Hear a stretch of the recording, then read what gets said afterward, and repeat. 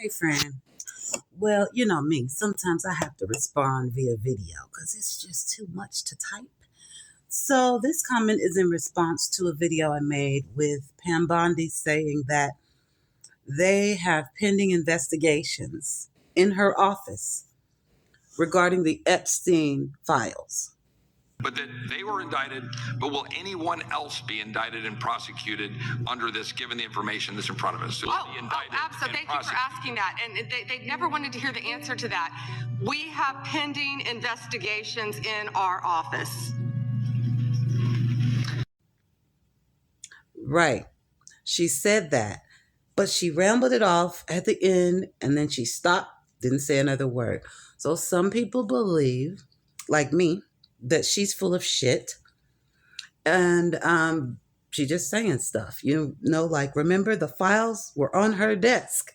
DOJ may be releasing the list of Jeffrey Epstein's clients. Will that really happen? It's sitting on my desk right now to review. That's been a directive by President Trump. I'm reviewing that.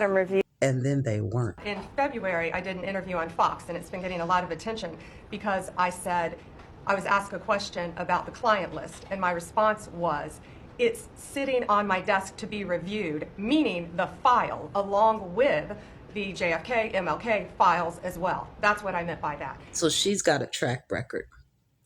Anyway, this particular comment and another one in there says that basically they haven't said anything because they can't, pending investigation, keeping it close to the vest, all those true crime terms. And hey, friend, I hope you're right, because they damn sure should be investigating a whole bunch of people, starting with their boss. But I guess we'll see. The only problem for me is that, well, there's a couple. For one, the mouth that it came out of. Total piece of shit. Can't believe anything she says. The other thing is, where's my other earring at? The other thing is not that. The other thing is, I know two things can be true at one time in some cases, but in this case, if they're saying this, there's this built-in assumption that somehow there's this hidden tranche of information of men that we know about that we're covering up or that we're choosing not to prosecute. That is not the case. How can they be doing this? We have pending investigations in our office.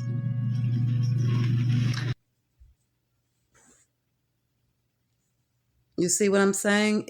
Either the case is closed or it's open under investigation. See the dilemma? I'll see you in the comments, beautiful people. Let's talk about it. You said this is the end of the Epstein, of your review of the Epstein files.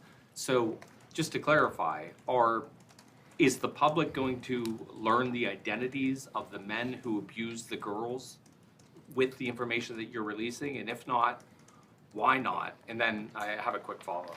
I mean, you just baked in an assumption into your question that I have never said and I don't know to be true. Is the public going to learn about men that abuse these girls? Like, what does that mean? I mean, I don't understand what that means. Well, I mean, they're the men who abused the young women through Epstein's, Look, we said in July, and it remains as true today as it was in July. If we had information, we meaning the Department of Justice, about men who abused women, we would prosecute them, right? We talked about the work that we're doing. That's why I said that. I said this earlier. There's this built-in assumption that somehow there's this hidden tranche of information of men that we know about that we're covering up or that we're choosing not to prosecute. That is not the case. I don't know whether there are men out there that abuse these women. If we learn about information and evidence that allows us to prosecute them, you better believe we will. But I don't think that the public or you all are going to uncover men within the Epstein files that abuse women, unfortunately. We have pending investigations in our office.